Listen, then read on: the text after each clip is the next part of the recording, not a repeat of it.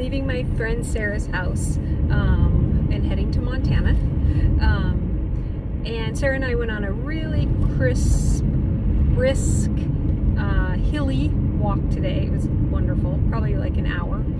And we had a good conversation. A lot of it was about relationships and your responsibility in those relationships, whether they're good relationships or bad relationships. And it was just really, I love talking to people about their stories and their histories, because there's always something that I can take away from it, always something that I'm like, oh my gosh, I should do that, or I should have done that. And it's not to make me feel bad for things that I've done, or, you know, relationship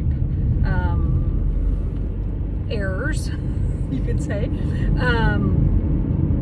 It's more just in the future learning from that not to do those things again, and learning like what I really would like in a partner and what that means. And that's nothing to say negative of anybody that I've ever been with.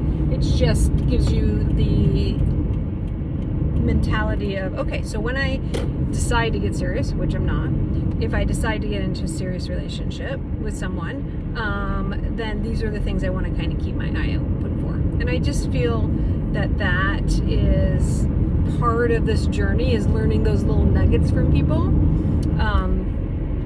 And yeah, so I don't know. I just think I just love talking to people about their stories, their history, what they've learned, what they would have done differently, what they did right, what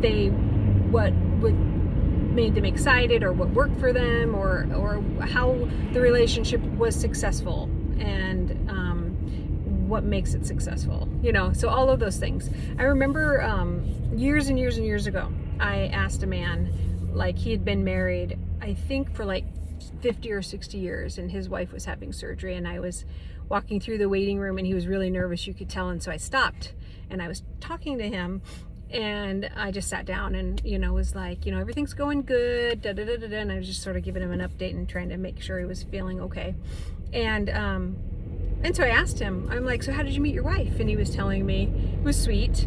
I don't remember all the details, but I did ask him, so what's the secret of being married so long? And he said to me, every day I wake up and I choose to love my wife.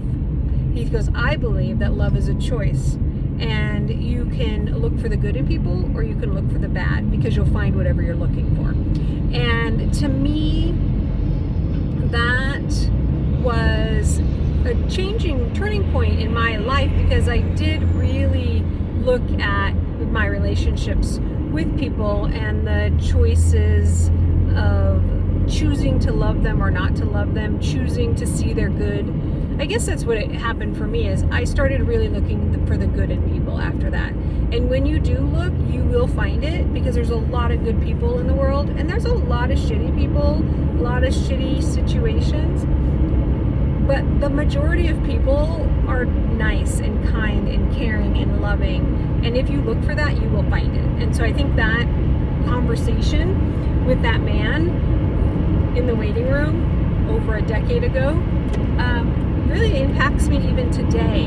And that's why I feel like these conversations I'm having with people, whether they are gleaming something from me or I'm gleaming something from them, whatever it is, I feel like that exchange can make lifelong changes in people. And I think that's awesome. I love it. And that's what I want. I just want to be positively impacting people and having people positively impact me, and surrounding myself with those types of people.